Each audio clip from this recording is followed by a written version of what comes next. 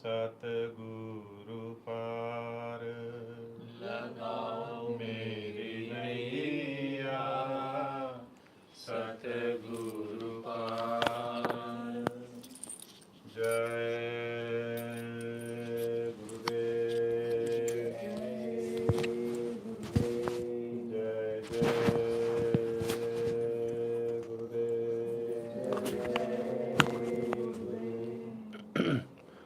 गुरु जय गुरुदेव, जय जय गुरुदेव। जय गुरुदेव नाम किसका? प्रभु का। जय गुरुदेव नाम किसका? प्रभु का। परम पूज्य गुरु महाराज के चरणों में बारंबार नमन करता हूँ और आप सबको प्रणाम करता हूँ। पवित्र जीवात्माओं, आज बहुत बड़ा पर्व है। महाराष्ट्र में इसे गणपति कहते हैं। वैसे तो गणपति ये उनका नाम है जो समस्त गणों के अधिपति हैं, लेकिन इस पूरे पर्व को ही गणपति के नाम से जाना जाता है। इसे गणेश उत्सव भी कहा जाता है, जिसे चतुर्थी से चतुर्दशी तक मनाया जाता है। ये समूचा कालखंड ये महापर्व सरीखा है। इस दरमियान आकाश मंडल में ब्रह्मांडीय ध्वनियाँ तीव्र हो जाती हैं। महापुरुषों ने इसके विशेष गुणों को जाना, पहचाना और जगत से परिचित कराया और आपको बताया। तो ये पर्व क्या है? ये बहुत बड़ा पर्व है, लेकिन इसे आपने अब तक संसार ने उत्सव के रूप में बनाया। महाराष्ट्र में ये दीपावली से बड़ा पर्व माना जाता है, लेकिन अब इस पर्व की मान्यता समूचे भारत और पूरे संसार में फैल गई। ये पर्व बहुत विलक्षण है, बहुत अद्भुत है। इसकी बारीकी समझने के लिए पहले आप गणपति को समझ लें, गणेश को समझ लें। गणेश यानी गणों के ईश, जिनका गणों पर नियंत्रण हो। गणपति यानी गणों के अधिपति, यानी इंद्रियों पर नियंत्रण रखने वाला। इंद्रियां यानी गण। वो गणपति की उपासना करने के लिए ज़रूरी है कि अपनी इंद्रियों पर नियंत्रण हो। जिसने अपनी इंद्रियों पर नियंत्रण कर लिया वो गणपति हो गया, या उसने गणपति के मूल तत्व को, परम तत्व को प्राप्त कर लिया। तो गणपति की उपासना के लिए सबसे पहली शर्त है अपनी इंद्रियों पर नियंत्रण करना। और ये इंद्रियां गणपति मूलाधार चक्र पर वास और निवास करते हैं, और यही प्रथम चक्र है। इसीलिए गणपति को प्रथम देवता कहते हैं।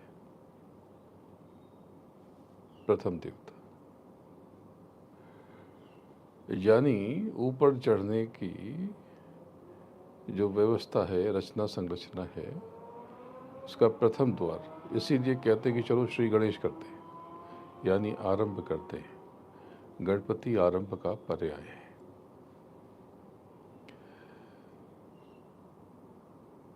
इसी अवधारणा का नाम जैन धर्म में जितेंद्र है। जितेंद्र यानी जिसने अपनी इंद्रियों को जीत लिया। दोनों बातें एक ही हैं, गणपति और जितेंद्र। यानी यूँ समझ लें कि अगर आप अपनी इंद्रियों पर नियंत्रण कर लेते हैं तो आप अपने स्वामी हो जाते हैं, अपने मालिक हो जाते हैं। पर अभी आप अपने इंद्रियों के स्वामी नहीं हैं, इंद्रियां आपके स्वामी हैं। आप अपने मालिक नहीं हैं। अगर आप अपने मालिक होते तो आपके हर आचरण पर, हर मनोभावों पर, हर क्रिया पर आपका पूरा नियंत्रण होता। आपका अपने आप पर कंट्रोल होता, सेल्फ कंट्रोल। पर अभी क्या होता है कि अभी कोई आपको क्रोध दिलाता है तो आप क्रोधित हो जाते हैं। कोई आपको परेशान करता है तो आप परेशान हो जाते हैं। कोई आपको चार बात कह देता है तो आप अपमानित महसूस करने लगते हैं। यानी दूसरों ने या दूसरों की बातों ने आपके ऊपर इतना गहरा प्रभाव डाल दिया कि आपकी सारी योग्यता, सारी क्वालिफिकेशन, सारी साधना, सारी क्षमता, सारी प्रतिभा, सारा कौशल सब मिट्टी में मिल गया, खाक हो गया, व्यर्थ हो गया सब। यानी सामने वाला आपके ऊपर काबू रखे हुआ है और आपकी इंद्रियों ने आपके ऊपर कब्जा कर लिया। किसी की बात से आप दुखी हो गए, किसी की बात सुन के आप परेशान हो गए, किसी ने में आपको भरोसा नहीं जताया तो आप स्वयं को अपमानित और परेशान महसूस करने लगे। किसी ने आपका साथ नहीं दिया, अपने मन की कर ली तो आपने ये कहा कि उसने धोखा दिया, उसने चीट किया।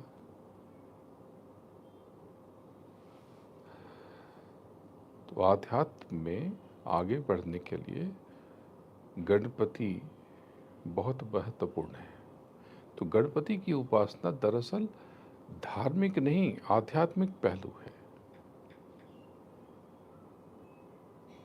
अगर आप स्वयं पर काबू नहीं कर सकते तो आप जीवन में न तो लौकिक उत्कर्ष कर सकते हैं, न पारलौकिक पूर्णता प्राप्त कर सकते हैं। यानी न तो आप भौतिक जगत की चीज़ें ही हासिल कर सकते हैं, न तो आप इसके ऊपर कहीं कुछ पा सकते हैं। न ये मिलेगा न वो मिलेगा, सब खत्म।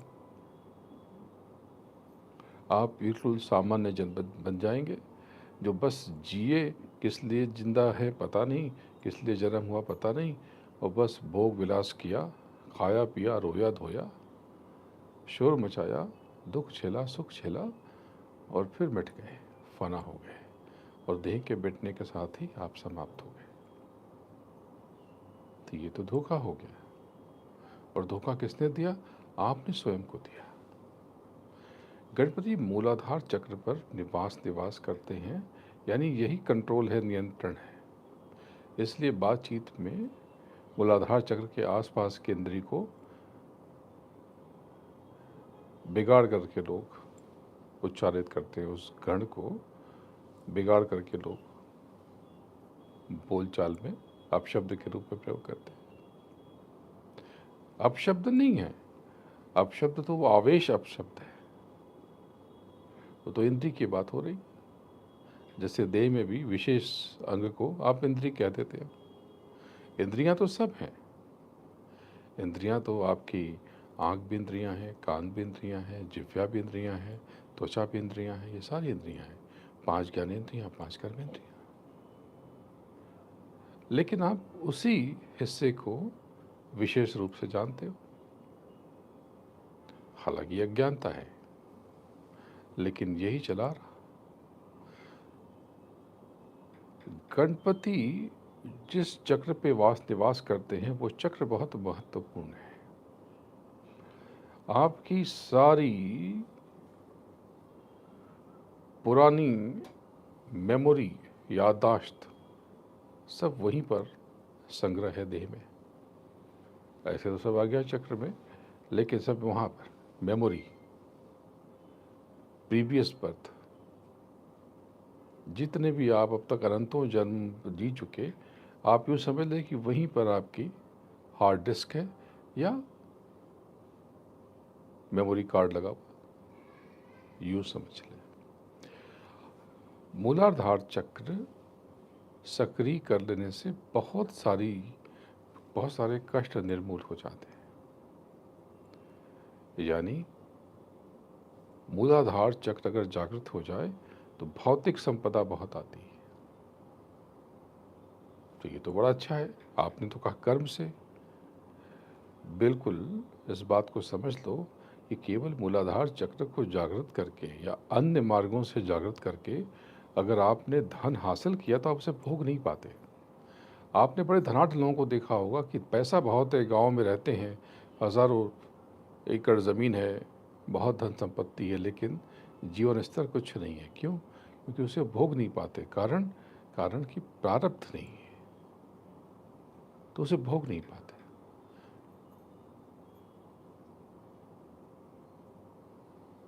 भोग नहीं पाते और ऐसे ही निरर्थक जीवन जीते हुए देह को मिटा देते। तो मूलाधार चक्र की उपासना, साधना और एकाग्रता से भौतिक संपदा बहुत आ जाती है, लेकिन आप इस चक्कर में मत पड़ना। आप तो केवल सेवा का वर्ण करना। आपको ये सब किसी गुरु के सानिध्य में हो तभी फलीभूत होता है, नहीं तो व्यर्थ की मुसीबतें पैदा हो जाएंगी। आपको सिर्फ ज्ञान के लिए बताया, जानकारी के लिए, सूचना के तहत आपको बताया गया कि आपको पता चल जाए। गणपति ऐसे किसी देव का नाम नहीं है जो किसी पशु के स्वरूप से मिलता है। वो एक कथा है और उसी कथा पे उस प्रतिमा का, विग्रह का निर्माण किया गया। उसकी अपनी मान्यता है, उसे वैसे ही रहने दें, छेड़छाड़ ना करें। क्योंकि आस्था की दीवार में जब एक दो ईंटें इधर उधर की जाती तो पूरी दीवार भरभरा जाती। तो न डिस्टर्ब हो, न करें, मूल भाव को समझें। तो यूं समझ लें कि खुद पर काबू पाए बिना न तो लौकिक तरक्की हो सकती है, न पारलौकिक प्रगति संभव है। अब ये पर्व क्या है? ये पर्व अष्टमी से लेकर के चतुर्थी से लेकर के चतुर्दशी तक, यानी 10 दिनों का महापर्व है। कभी कभी 11 दिन भी होता है, क्योंकि चौथ है तो 14 भी। तो अगर पूरे पूरे देखा जाए तो 4, 5, 6, 7, 8, 9, 10, 11, 12, 13 और 14, 11 दिन भी हो सकता है अगर तिथि पूर्ण हो तो। तिथि बढ़ जाए तो 12 दिन भी हो सकता है, लेकिन कई बार अमूमन ये 10 दिन होता है, या 9 दिन भी हो सकता है तिथि घट बढ़ जाए तो चतुर्थी से लेकर के चतुर्दशी तक का ये महापर्व है। ये पर्व आत्मबोध के लिए बहुत विलक्षण है। भौतिक समृद्धि के लिए इसमें बहुत तरह तरह के वॉइस कमांड का इस्तेमाल अनंतों काल से होता रहा है। जैसे गणपति के ये जो टेढ़ी सूंड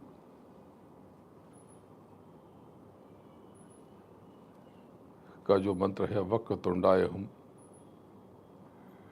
इसके जाप से भी भौतिक समृद्धि आ जाती है। बहुत से लोग लाल वस्त्र से और लाल रंग की मालाओं से ये इस क्रिया को करते हैं, लेकिन गुरु की देखरेख में हो। लेकिन आपको आवश्यकता नहीं है, क्योंकि जिसको नाम का दान मिला है वो इससे बहुत ऊपर है, इससे हजारों और लाखों गुना ऊपर है। लेकिन जानकारी होनी चाहिए, किसी का आप अनजाने में अपमान ना कर दो। तो बहुत से लोग कहते हैं, अरे उसको देखो नामदान लिया है, लेकिन उन्होंने तो गणपति स्थापित किए हुए हैं, गाड़ी भी लगे हैं, घर पे लगे हैं। परंपराओं के ये जो महाराष्ट्र में 1.5 दिन, 3 दिन, 5, 7, 10 दिन के गणपति लाते हैं, ये परंपरा है, एक सामाजिक व्यवस्था है। अगर जो यहाँ रहता है, यहाँ के अनुकूल आचरण करना पड़ता है, नहीं तो लोग उसे अलग समझते हैं, पृथक समझते हैं। तो सामाजिक रीति रिवाज अलग बात है, लेकिन आत्मिक उन्नति कुछ अलग ही है। तो जो कर रहा है उसमें कोई दोष नहीं है, कोई बुरी बात नहीं है, लेकिन मूल चीज़ ये है कि जिसको नाम का दान मिला है, उसे अपने भीतर नाम का दान मिलने के बाद ये क्रिया सीधे आज्ञा चक्र से कराई जाती है, सीधे आज्ञा चक्र से। तो कुछ चीज़ें छूट गई, लेकिन वो छूट गई, लेकिन वो सारी चीज़ें अगर हम मूलाधार चक्र से ऊपर चढ़ने की कोशिश करेंगे तो इस जीवन में एक चक्र से दूसरे चक्र तक न पहुंच पाएंगे। तो यात्रा वो मूलाधार के मूल के इर्द गिर्द ही आपकी समाप्त हो जाएगी। इसलिए संतों ने, महापुरुषों ने आपको आज्ञा चक्र से ऊपर चढ़ने का आदेश निर्देश दिया। संभव है कि भौतिक उन्नति आप न कर पाए, लेकिन उसकी भी उन्होंने व्यवस्था बता दी कि कर्म प्रधान विश्व रचि राखा के सूत्र को अपना लें, आप सेवा करें। सेवा करें तो इससे प्रारब्ध बन जाएगा, और प्रारब्ध बन जाएगा तो आप उसको भोग भी कर पाएंगे जो आप हासिल करेंगे। भाई, आप बम्बई में रहते हो एक कमरे या एक बेडरूम के फ्लैट में, और आपके खाते में 200 करोड़ जमा है या व्यापार में लगे हैं, और आप उसे भोग ही नहीं पा रहे, तो किस काम का? तो वो 200 करोड़ हो या 2000 करोड़ हो या 2 रुपये हो, व्यर्थ है। आवश्यकता किस चीज़ की है, आप इसे समझो। आपको उत्तम जीवन चाहिए, तो उत्तम जीवन के लिए सिर्फ सेवा, काया से सेवा, विचारों से सेवा, वाणी से सेवा, धन से सेवा, तन से सेवा, अन्न से सेवा। सेवा खूब करो, तो इससे आपके भीतर पकावट आएगी, विनम्रता आएगी, आप खुद को सरल और सहज महसूस करोगे। तो पहले इस पर्व को थोड़ा समझ लें। चतुर्दशी से लेकर चतुर्दशी तक संतों ने ये जाना कि, बताया कि ये पर्व बहुत अद्भुत है। वैसे तो आगे तक है। संतों ने विशेष रूप से अष्टमी से लेकर के अगली अष्टमी तक 16 दिन की विशेष उपासना साधना पद्धति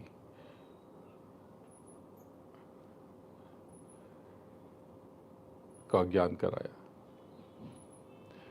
बहुत सारे धर्म के लोग, अलग अलग मज़हब के लोग, अलग अलग रिलीजन के लोग इस पर्व में, इस कालखंड में, ये दिवाली तक, दिवाली के बाद छठ तक अपनी अपनी साधना संपादित करते हैं। वो अष्टमी से लेकर के अगली अष्टमी तक, अष्टमी को राधा अष्टमी, राधा अष्टमी यानी आपकी सूरत की अष्टमी, वो अष्टमी जो आपकी सूरत को अपने मालिक से मिला दे। और ये अष्टमी यानी मिलौनी गांठ, ये गांठ खुल जाए 16 दिनों में। तो 16 दिनों में विशेष रूप से अगर जीवन बिताया जाए तो देह भी अच्छी हो जाती है। जैसे भोजन कम से कम किया जाए, तो आप कहें कि आप उपवास की बात कर रहे हैं। उपवास का अर्थ तो उपवास होता है, यानी स्वयं के साथ वास निवास करना होता है। लेकिन अगर भोजन न करने को आप उपवास मानते हो तो ये भी बड़ा अच्छा है सेहत के लिए, आपकी देह अच्छी हो जाती है, बहुत से विषाक्त पदार्थ निकल जाते हैं, टॉक्सिन्स रिलीज हो जाते हैं, यानी आपकी बॉडी, एक अंग्रेजी में शब्द है डिटॉक्स, डिटॉक्स हो जाती है। तो बड़ा अच्छा है कि आप हल्का खाना खाएं, या एक वक्त खाना खाएं, या दोनों वक्त खाना ना खाएं, आप लिक्विड पे रह जाएं, गर्म पानी पे रह जाएं, या दूध पे रह जाएं, या फलों के जूस पे रह जाएं, या छाछ मट्ठे पे रह जाएं, जैसा भी, कम से कम भोजन, लेकिन नियमानुसार हो। ऐसा नहीं कि अभी आज ये खा लिया, 2 रोटी खा ली, कल नहीं खाया, परसों 6 रोटी खा ली, ये सब मत करना, नियम से रहो। शब्द योग में योग यानी जोड़ना, जुड़ना, तो उसके 8 हिस्से हैं: यम, नियम, आसन, प्राणायाम, प्रत्याहार, धारणा, ध्यान, भजन और समाधि। तो सबसे पहला जो है यम यानी संयम, और नियम यानी डिसिप्लिन रहना, अनुशासित रहना। अनुशासन में रहो और संयम से रहो। तो पहले इस पर्व को समझ लो आप, गणपति उत्सव। लोगों ने उत्सव मनाया इसलिए उनको कुछ हासिल नहीं हुआ। तो क्या होता है इसमें, बड़ी बड़ी जो प्रतिमाएं, बड़ी प्रतिमाएं निरर्थक हैं। और जो प्लास्टर ऑफ पेरिस की प्रतिमाएं बनाते हैं लोग, इसका कोई अर्थ नहीं है। असली खेल ये पूरा तंत्र विज्ञान है, यानी मशीन का विज्ञान। जो लोग अपने कर्मों से दरिद्र हो गए और साधना भी न कर सके, यानी मूलाधार चक्र को जागृत भी न कर सके, तब रोने चिल्लाने लगे। तब महात्माओं ने कहा कि भाई तुमने जो किया वो भोगा। तो उन्होंने कहा कि हमको तो याद नहीं कि हमने क्या किया, दया कर दीजिए। तब महापुरुषों ने युक्ति बताई। उन्होंने कहा कि कुम्हार के चाक से मिट्टी लो और उसकी एक प्रतिमा बनाओ, अंगूठे की, इतनी बड़ी, अंगूठे के आकार की एक प्रतिमा बनाओ अपनी कल्पना अनुसार, और उसको लाल रंग या केसरिया अग्नि का रंग रंग दो, रक्त वर्ण कहते हैं, सिंदूरी रंग या लाल रंग। और वो उसके सामने एकटक बैठने का अभ्यास करो और दृष्टि को रोको। तो ये लाल रंग आपके भीतर ये ब्रह्म तक आपको खींचने में मदद करेगा, त्रिकुटी तक आपको खींचने में आपकी सहायता करेगा, क्योंकि त्रिकुटी का वर्ण जो है वो रक्त वर्ण है। और भौतिक चीज़ें, उन्होंने कहा कि ये जो प्रतिमा बनाई, इसके मस्तक से लेकर के नीचे तक के हिस्से, जिसको आप सूंड कहते हो, उसको, उस पर ध्यान केंद्रित करो।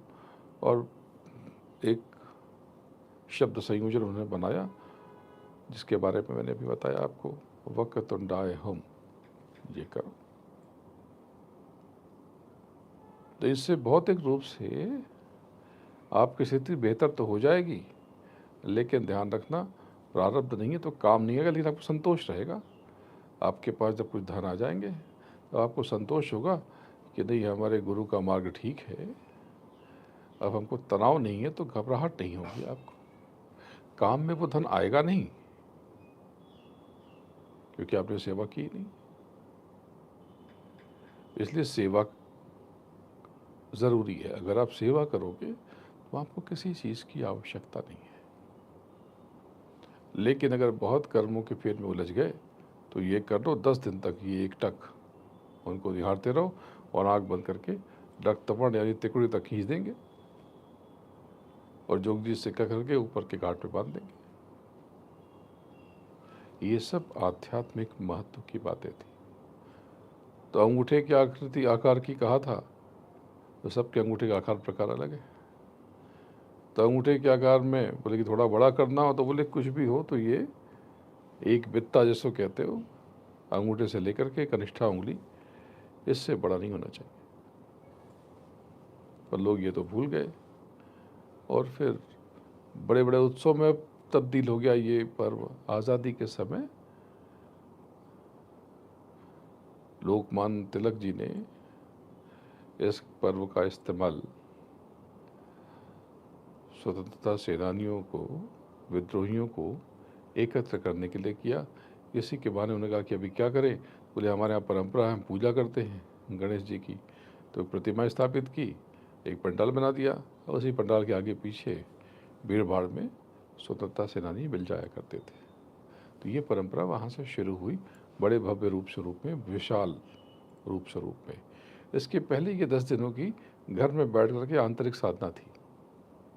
इसलिए आपने देखा होगा अपने गली में, गाँवों में पहले लाल रंग या सिंदूर रंग की प्रतिमा ही मिलती थी। अब तो रंग बिरंगी प्रतिमा आ गई। रंग बिरंगी प्रतिमाओं का कहीं कोई उल्लेख नहीं है, महापुरुषों ने नहीं बताया, क्योंकि हर रंग अलग है। अगर उसमें नीला रंग है तो उच्चाटन कर देगा, आपका मन उच्चाट होने लगेगा। काला रंग है तो वो मरण कर देगा। तो ये रंग आपको पता नहीं, रंग भी विज्ञान है।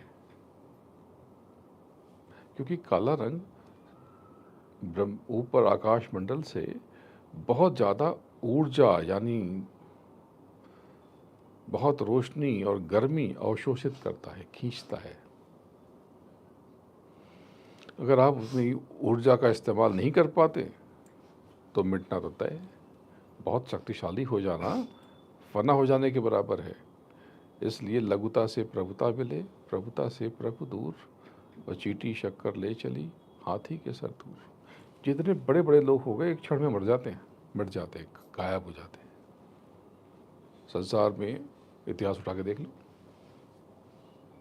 यहाँ तक कि अवतारी शक्तियाँ जो बहुत बलिष्ठ थीं, बहुत बड़ी शासक थीं, एक झटके में एक तीर लगता अंगूठे में और लौट जाती हैं। यानी बहुत विराट होने की अवधारणा व्यर्थ की है। ये शुद्ध नहीं है, उत्तम नहीं है, ज़रा भी ये अच्छी नहीं है। कभी बड़ा बनने की कोशिश मत करना। जो बड़ा बनने की कामना और इच्छा रखते हैं उनके जीवन में मुसीबतें भी बड़ी बड़ी आती हैं। सबसे उत्तम कि जीवन अच्छा चलता रहे। सराय है जिसे नादा मुसाफिर, कभी दुनिया कभी घर बोलते हैं।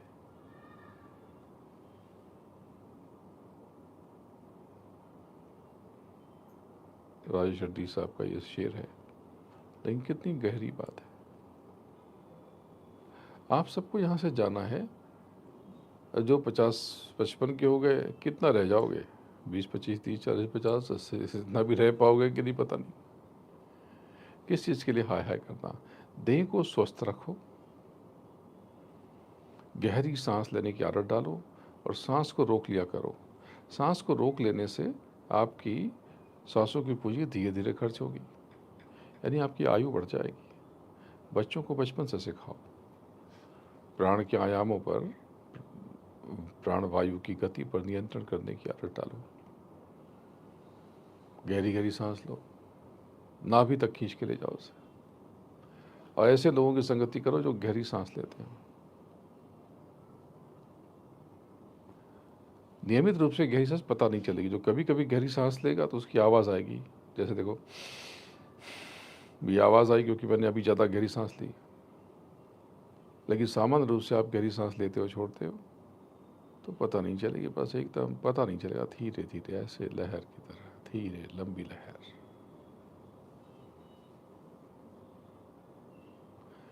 तो ये गणपति उत्सव यानी गणपति महापर्व बहुत अद्भुत पर्व है।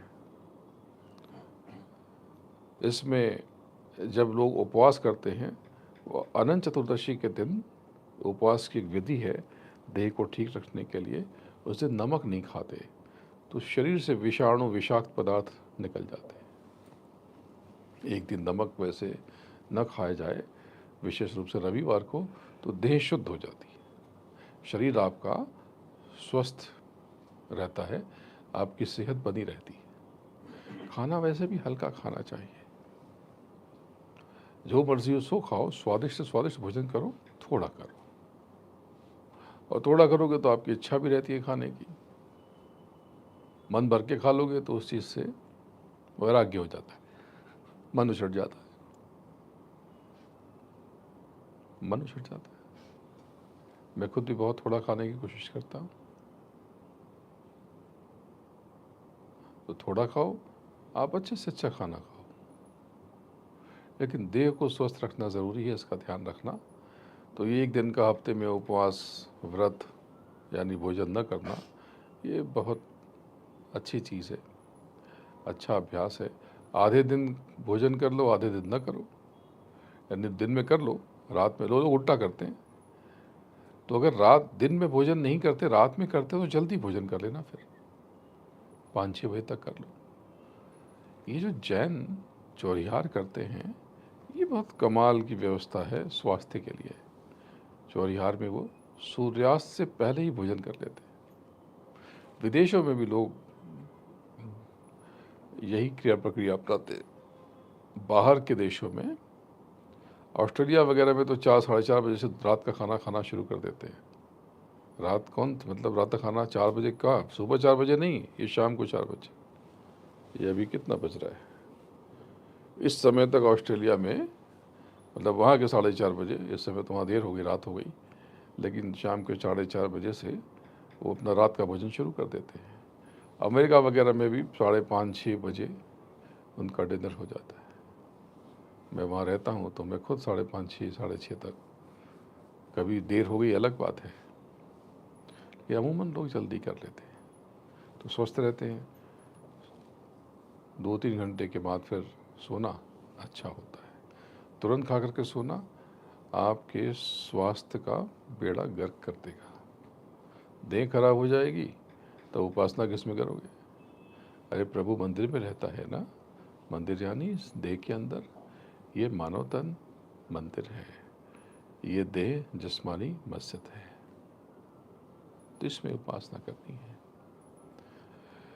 तो आप आज से ही आप अपने भीतर, तो आपको क्या करना, आपको आज्ञा चक्र से जो जिनको बताया गया जो अपना मार्ग है, यहाँ से कोशिश करनी है। नीचे की चीज़ पाने की कोशिश नहीं करनी है। ये मैं बहुत दे सकता हूँ, आपको अंदाज़ा नहीं है कि मैं आप सबको राजकाज दे सकता हूँ, राजकरण, आपको अपार संपत्ति दे सकता हूँ, आपको चक्रवर्ती राजा बना सकता हूँ। लेकिन जितने बड़े बनोगे उतने ही छोटे बनोगे, यानी चकनाचूर हो जाओगे। तो बहुत बड़ा बनने की इच्छा और आकांक्षा मत रखना। जब बनना छोटा बनना, सहज रहना, सरल रहना।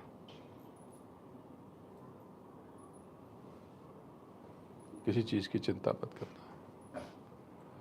जब कभी मन घबराए तो ध्यान रखना कि तुम्हारा सद्गुरु, तुम्हारा प्रभु, तुम्हारा मालिक तुम्हारे साथ है। किसी भी समस्या को बड़ा मत बनाओ, उसे छोटा कर दो। और किसी परेशानी में विचलित मत हो। आंख बंद करके अपनी गलतियों के लिए क्षमा मांगो कि मालिक मुझसे भूल चूक हो गई, ज्ञात या अज्ञात जो भी मालूम है तो बता दो कि ये अंतर में प्रार्थना कर लो कि ये भूल चूक हो गई। अब आपका बल चाहिए, संबल चाहिए। तो जो ठीक समझे वो करे। ये नहीं कि इसको अब ठीक कर दो, समस्या को, प्रॉब्लम को ख़त्म कर दो। तू जो ठीक समझे वो करे। तू जाने, तेरा काम जाने, हमसे तो भूल हो गई। जब आप उसके चरणों में अर्पित और समर्पित हो जाओगे, आपके ऊपर एक कवच बन जाएगा और आपको गर्म हवा भी नहीं लगेगी, आप सुरक्षित रहोगे। अब आ जाओ राधा अष्टमी, जो कि 4 दिन के बाद ही है। तो राधा अष्टमी से अगली अष्टमी तक का कालखंड साधना के लिए बहुत उत्तम है। तो आप सब आज से ही नाम की कमाई में लग जाओ, और अगली अष्टमी तक तो आप तो चकाचक हो चुके होंगे। अगर आपने मेहनत कर ली तो आप उस मालिक के रंग में रंग चुके होंगे। थोड़ा प्रयास कर लिया तो। खाना हल्का खाओ। तो क्या उपवास करने, ज़रूर कर लो। भोजन 2 दिन तकलीफ देगा, उसके बाद आराम देगा। तो कैसा भोजन? अरे फल सब्जियां ले लो, ऐसा कर लो। हरी सब्जियां खा लिया करो, रोटी मत खाना, सब्जियां खा लेना। और नमक की जगह सेंधा नमक यूज़ कर लेना, इस्तेमाल कर लेना। हरी सब्जियां में जो आजकल जो सब्जियां हैं, उसको जो ताज़ी हो वो इस्तेमाल कर लो। और कुछ सब्जियों का रस निकाल के पी लिया करो। जैसे रात को एक भिंडी के 4 टुकड़े कर दो, उसको सुबह उसको पानी में रात में ही भिगा दो। मतलब भिंडी के ऊपर का जो मुकुट है वो काट दो, और उसकी पूँछ काट दो। अब एक भिंडी इतनी बड़ी है, उसको 1 2 3 4 ऐसे टेढ़ा करके काट लो। अब भिंडी में एंटीऑक्सीडेंट बहुत होता है। एक और तत्व पाया जाता है एंटीऑक्सीडेंट, जिसको अंग्रेजी में ग्लूटाथियोन कहते हैं, जो कि स्किन के लिए, त्वचा के लिए बहुत कमाल का होता है। इससे आपके चेहरे पे चमक आ जाएगी, चेहरा चमकने लगेगा। जो दाग धब्बे हैं देवियों के, वो भी निकल जाएंगे। तो नेचुरल ग्लूटाथियोन आपको मिल जाएगा। और सुबह सुबह गर्म पानी पी लिया करो, स्वामीनाम पत्ती का काढ़ा पी लिया करो। और करेले का रस मिल जाए तो इन 16 दिनों तक तो पी लो। 16 क्या, ये पूरा ले लो, ये 10 और वो 8, 18 दिन ले लो। 18 19 20 दिन तक, जितने भी दिन होते हैं। और रोज़ पी लो तो बहुत अच्छा है। शरीर स्वस्थ रहेगा, शरीर हल्का हो जाएगा। खाना कम खाओगे या नहीं खाओगे तो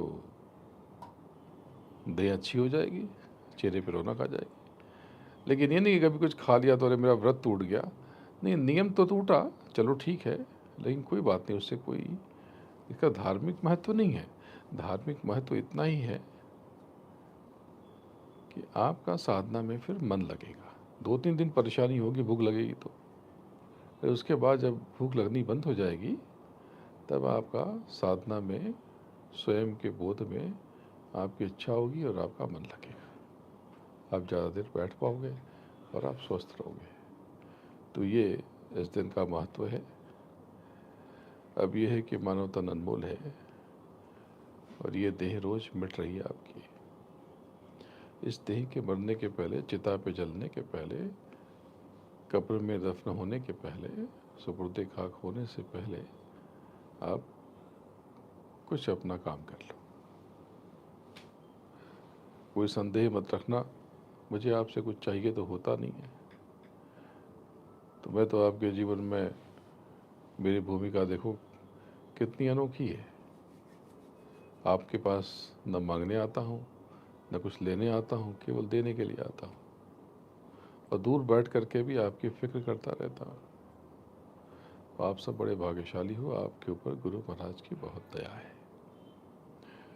तो ये इस पर्व का इस्तेमाल अपने स्व के बोध के लिए कर लो, आपके कल्याण के लिए कर लो, नाम की कमाई में लग जाओ। बोलो जय गुरुदेव। अब ये आरती जो है दोनों आंखों के मध्य की जाती है। विनय करूँ मैं तो कर जोरे, सदगुरु द्वार तुम्हारे।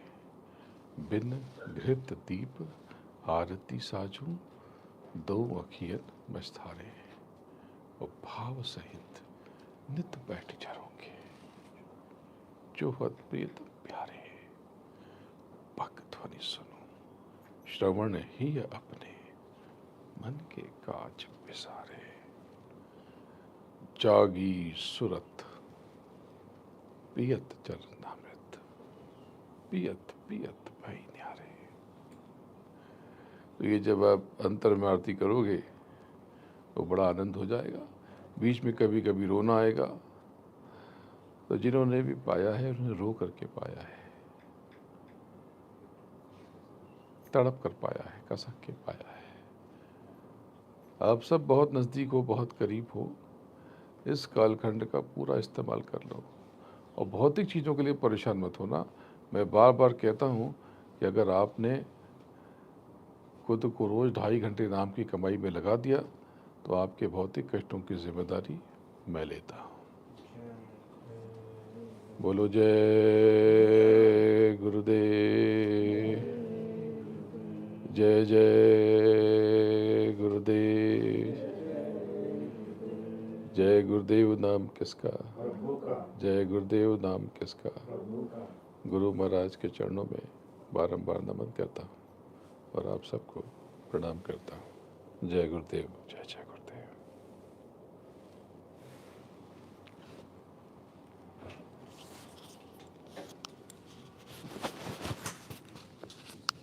चलो, आप तो आ गए तो एक सत्संग हो गया और लोगों को सुनने को भी मिल गया।